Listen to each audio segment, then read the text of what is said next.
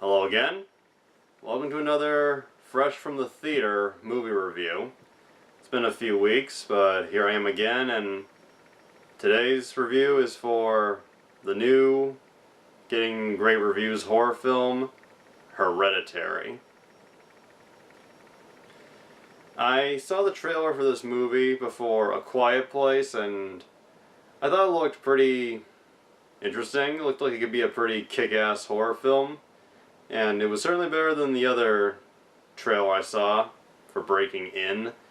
And saw the critic quotes, best horror film since The Exorcist, and the worst type of demons, makes you wonder what you've inherited from your parents. And it just looked pretty chilling, and what I really liked is the trailer did not give away at all what the plot would be, and before I saw this movie, I really had no fucking idea what this story was gonna be, and now I've seen it, and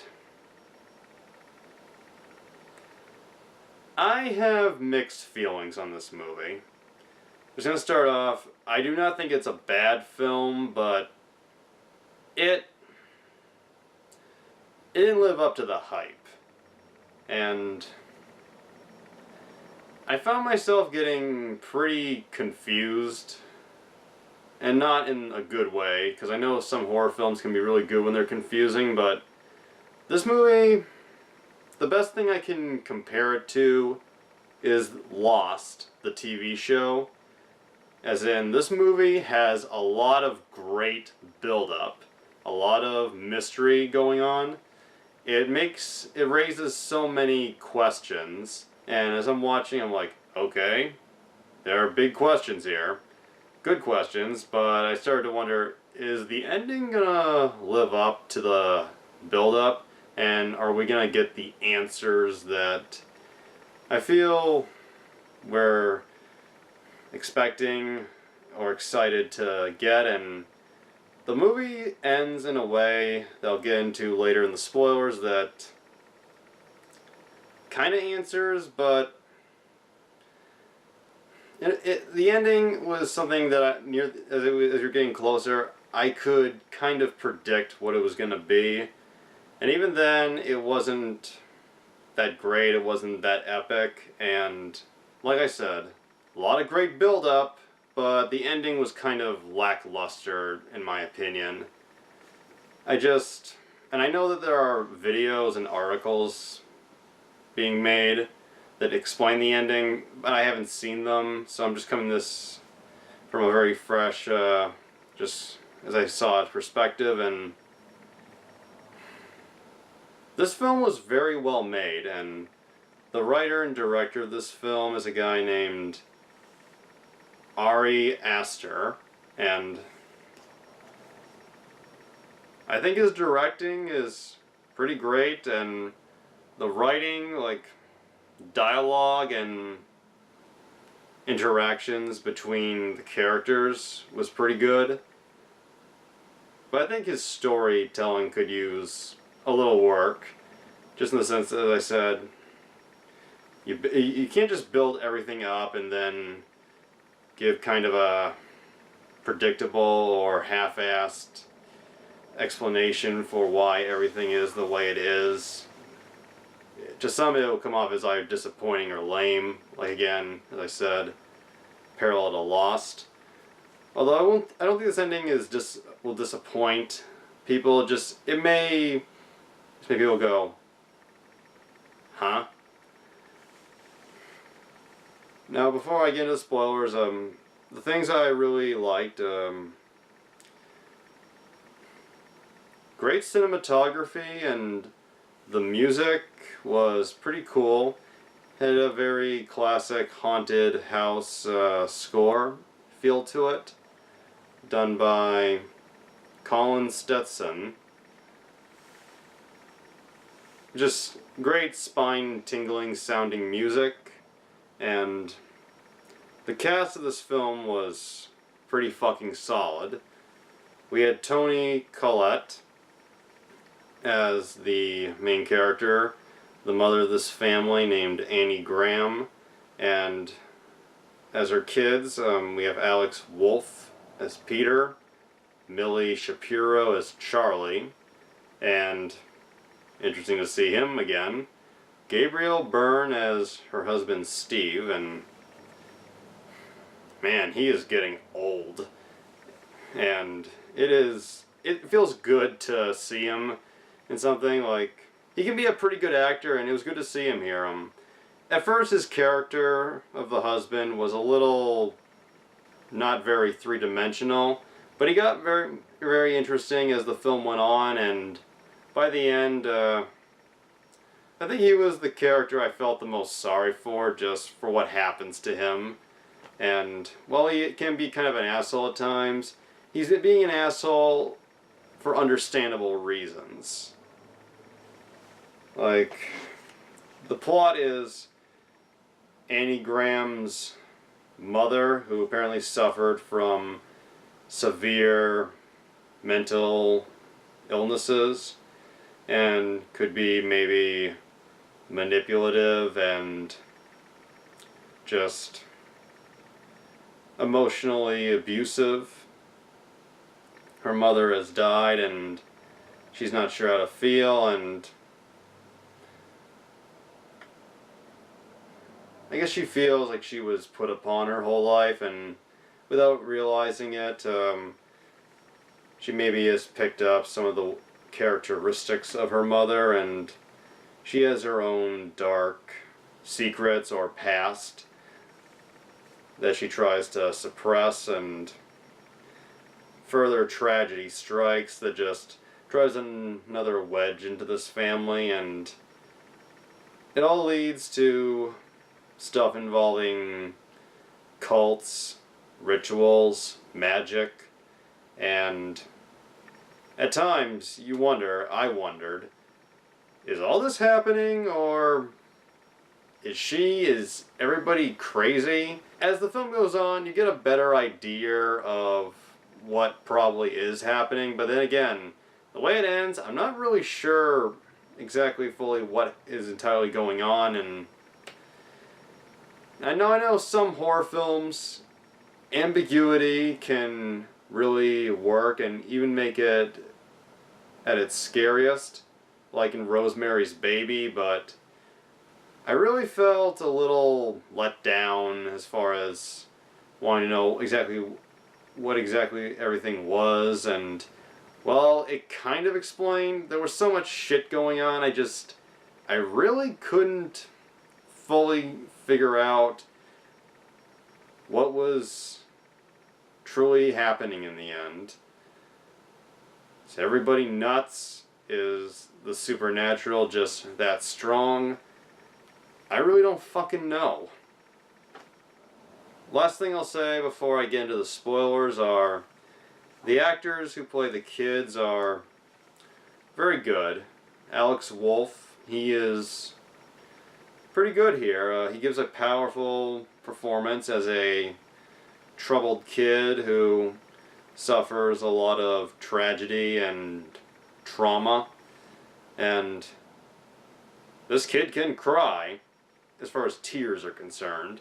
The scenes where he has to audibly cry, like wail, I think he needs to work on that a little bit. It felt so forced and kind of... This was the only thing that I thought was badly done to the point that it could make someone laugh. He just... When he cried, he's like, and just... I found it very annoying. Millie Shapiro as Charlie. There was a lot of talk about this girl and how she played a real creepy kid, and yeah, she does. Like, that scene in the trailer where she cuts a bird's head off with a pair of scissors, that's here in the film, and because I've seen so many Dario Argento and Lucio Fulci movies, that little scene didn't really disturb me as much as it would others, but it was well done and pretty effective. And in the spoilers, I'll talk about what just I am impressed that the film had the balls to do this. Now, as we prepare to get into the spoilers, here's a little commercial break.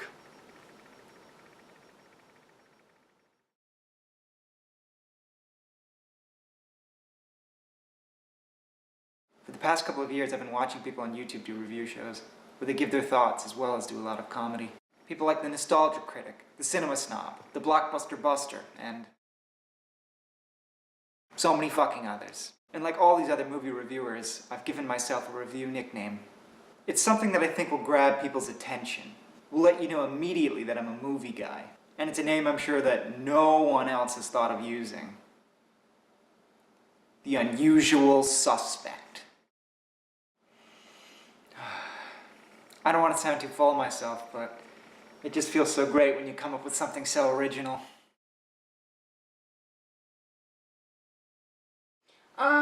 Babe, I think that there's something you should see.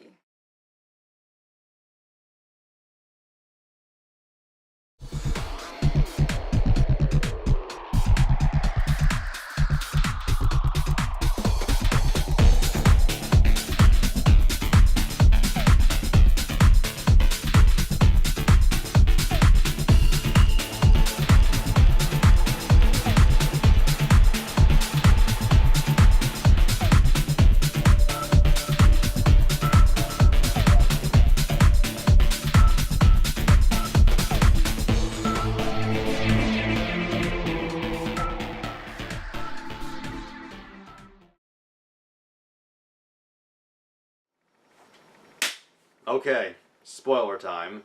And as usual, if you don't want the plot to be completely ruined, like, this film did a great job in its marketing of not letting you know what the plot is, so if you want to keep it that way, stop here and go see the film.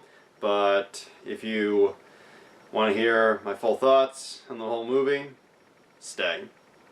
The Peter character, this character went through a lot in the film, and my feelings on him changed continuously throughout the film.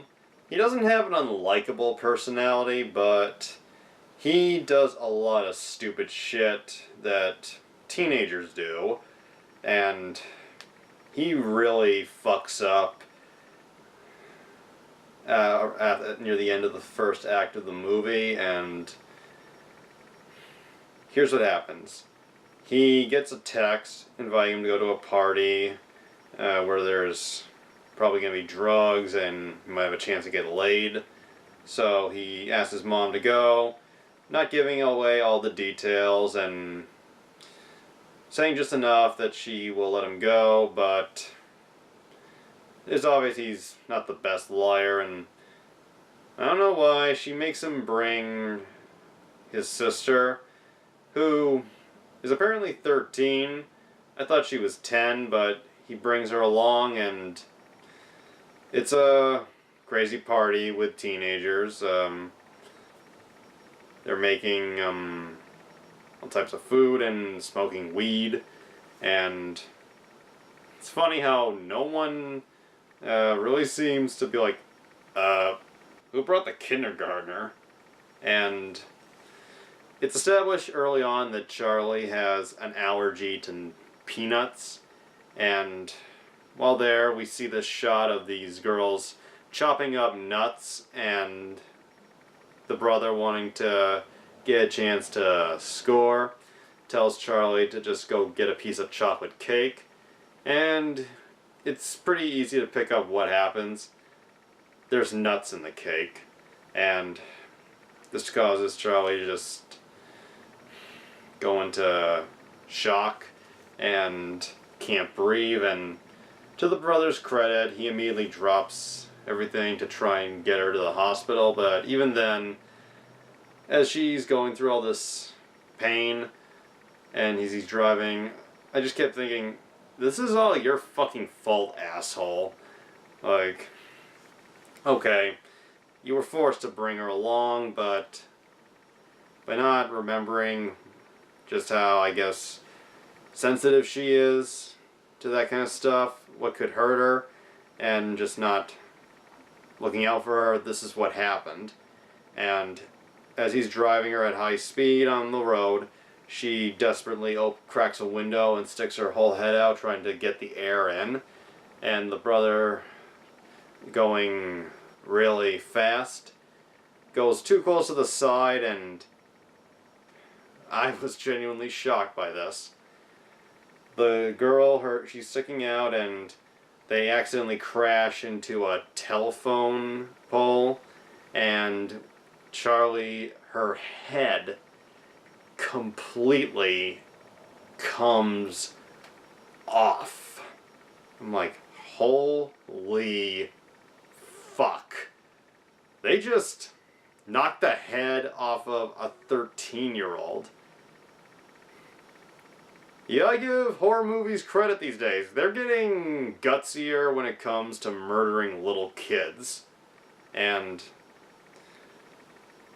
it was shocking, and it was not too early in the film, but I was surprised that they killed the daughter off this early in the movie, and from then on, things just get worse with the family. The mother and the son apparently don't have the best connection of a relationship, and at that point, I felt like, okay, I hate this kid. Like, everything bad that happened to that girl, at that point, I felt is his fault. Just, he fucked up, he had dumb shit he thought was better to do, and look what happened. His kid sister's dead, and I'm surprised the family didn't send him away to, I don't know, military school, or he didn't go to juvie or something. I mean, I know it's an accident, but goddamn, what a motherfucking idiot. And I started to feel a little sympathy for him in the scene where the family's having dinner, and the mother, understandably, has a lot of issues.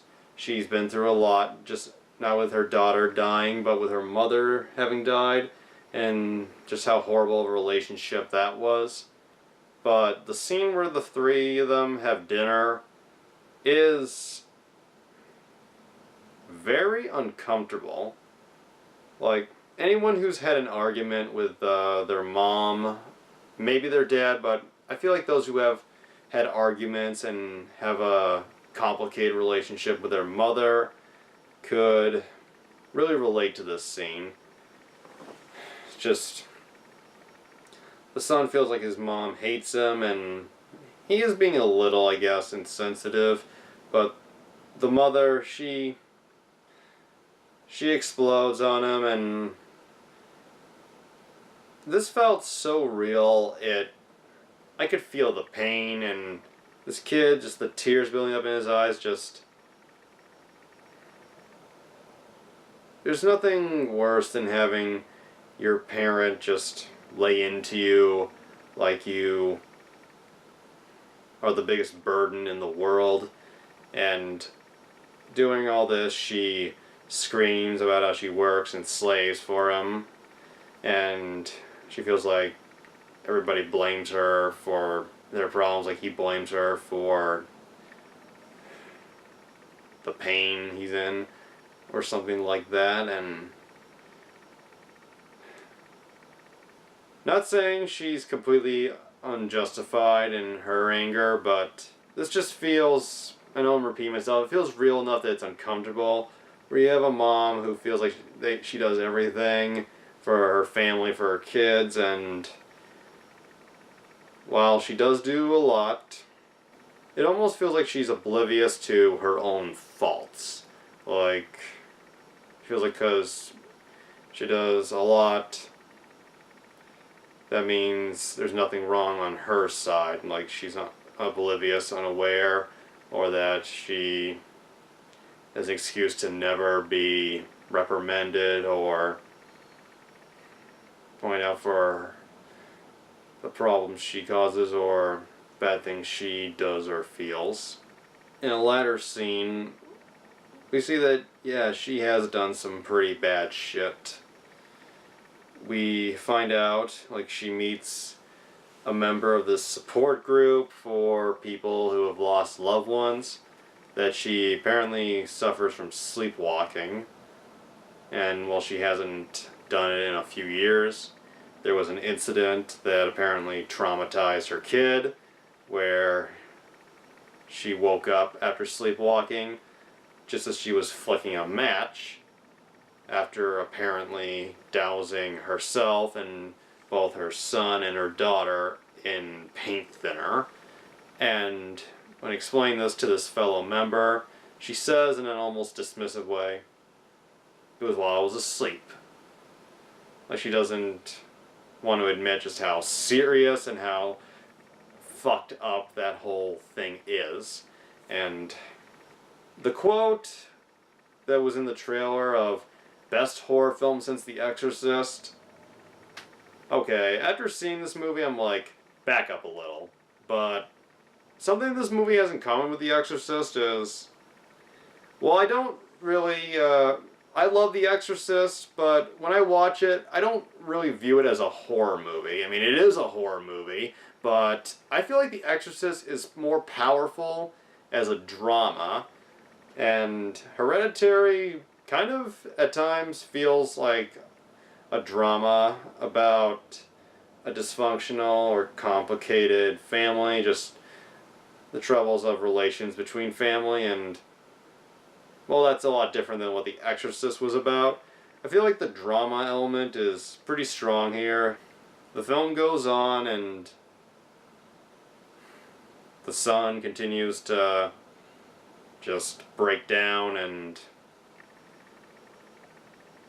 the mom, this friend she made in her support group, named Joan, played by Ann Dowd. This character almost feels like a member of the Cassavetes cult in Rosemary's Baby. Just she starts out so sweet and understanding, and by the end, she's kind of scary. Like, she says to Annie that she was able to communicate with her dead relatives through a seance, I think that's how it's pronounced, and she takes the skeptical Annie to her home, where they do a little ritual, and we see stuff moving around on its own, and Annie, she freaks the hell out, but Joan is able to convince her to not give up on the idea of trying it herself. And what I think is cool is you have these characters who have never fully experienced the supernatural, and when they do, everybody who hasn't experienced it before acts reasonably, in the sense that some of them freak out, and it's only after doing it for a while that they start to not be so tense around it, and they're skeptical at first, and then stuff happens, and it's interesting. Like, Toni Collette, she is excellent as Annie Graham, and she feels like a mentally unstable person, and her husband's reaction to seeing her go through all this, like do what she does, while he may come off as a little dickish, he comes off how any reasonable thinking person would, in the sense that, like to Annie, who sees that this stuff is real and is more invested in it, like you understand her, and you see enough stuff happen where at first you believe it's real, and well, Steve, he probably thinks there's tricks involved, but in his reaction is, something is off with my wife, and I'm probably rambling a little, but okay, we're getting to the part that kind of confuses me. The line between what is actually happening and whether or not this stuff is in the heads of certain characters becomes pretty blurred, to the point that I'm drawing a blank as far as certain things, and I don't know, maybe I'm just that one idiot that doesn't get it, but Annie appears to have made contact with Charlie's spirit. And Charlie uses her old drawing journal to communicate with her mother. And Annie becomes really scared, and she finds out that her friend from the group who introduced her to the seance, Joan, knew her mother before she died. And digging through old family albums, she finds that her mother was apparently a member of, or the leader of, some cult that worshipped, let's see, what was that name again? Paimon, aka the 8th King of Hell, I think he's referred to as. And apparently there's a connection between her immediate family and Paimon, and I'm trying to remember everything that happened. She goes into her attic, and a big theme in this movie is bodies becoming decapitated, and she finds a decapitated body that she thinks is her mother, and when her husband comes home, she shows him, and he can see it, so we know that's real. And she just goes on this raving rant about all the connections, and Steve's not really paying attention to the evidence she's presenting. He's freaked out by how she's acting, and understandably, once again, even though we see enough to know that there might be something true to what's happening, the way he reacts to her, I feel, is how any reasonable person would. And Toni Collette, okay, she is great in this film. She is great at crying, but man, they made her cry a little too much at the end. Just to the point that I had to cover my ears a little. It got a little much. And Steve, she says they need to throw the journal in, believing she will burn up with it, because when she tried to burn it before, her clothes caught fire, and Steve refuses, saying he's not going to feed into her illness. And desperate Annie throws the book in, but instead of her, it's Steve who goes up in flames. So, you believe now, man? Too little, too late. And then Peter wakes up, and it's in the last 10 minutes of the film that we get the scariest images in this movie, which are naked, dead bodies or spirits, I think, just appearing out of nowhere, and we see a possessed Annie just crawling around like that crazy old bitch in Exorcist 3, and it gets a little nuts, and there's some good freakiness. We get this great grisly scene where Toni Collette apparently saws off her own head, and Peter, just freaking the hell out, tries to escape, and he hits the ground from the attic, and we see this glowing spirit apparently enter Peter's body, and it's implied at the end that Paimon was to take the form of a man, and I think this is what they said. Apparently, Paimon was born into Charlie, and that disappointed the grandmother, because Paimon has to be a man specifically.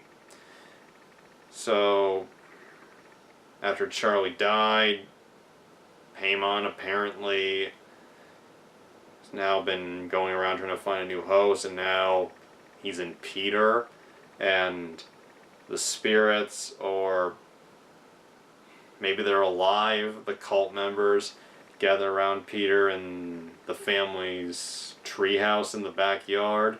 Some of them are missing their heads, and they say, he's Paimon and we will worship you, on their hands and knees. And we end with a shot of the inside. We see them in the treehouse, and the treehouse is surrounded by complete darkness, and I don't know what to say what I haven't already said before. This ending is really... I kind of get it, but it's not that it doesn't completely make sense.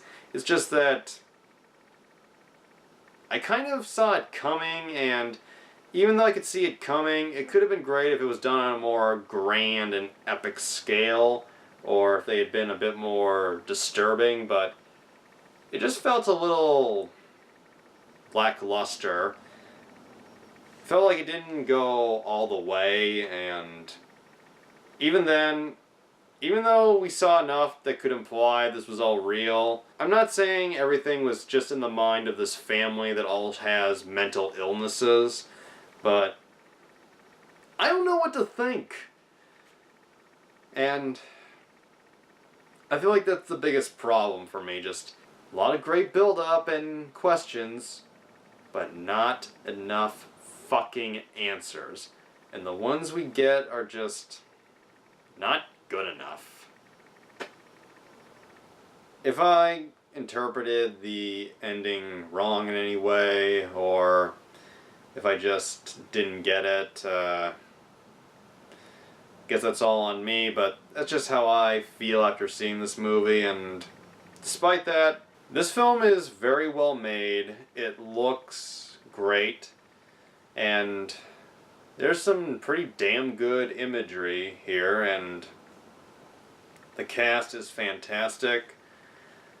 Gabriel Byrne, as I said, felt a little one or two dimensional in the beginning, but as it went on, he got a lot more great scenes, and he can still act pretty good.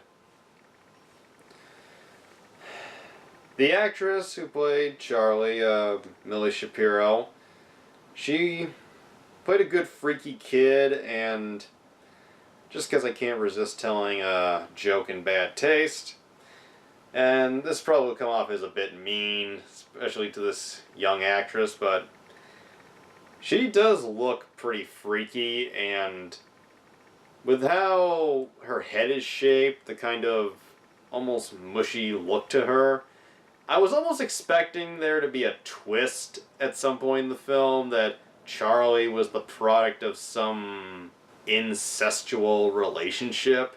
I know that doesn't make any sense, and it wouldn't, but I was almost expecting that with the way she looked. And even though it really has nothing to do with the horror element, I thought the treehouse in this movie looked excellent. I just loved every scene they had in it. My grandfather built me a treehouse that's still up in my grandparents' backyard. And so I appreciate a good treehouse, and this one looked pretty excellent, and good direction, good writing, good performances. I recommend this movie. Just because I didn't really get the ending or like how they went with it, doesn't mean you won't, because who knows, maybe you'll love it.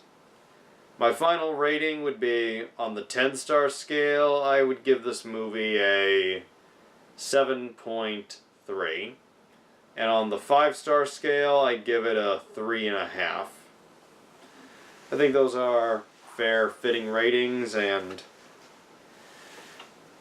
I love going to the theater again, and I love doing these fresh from the theater vlogs, pretty off the cuff, and hopefully everyone who watched this enjoyed this fresh from the theater review, and hope to see you again soon, either in a JMC review, an old school trail round, or the next fresh from the theater video. Until then, later.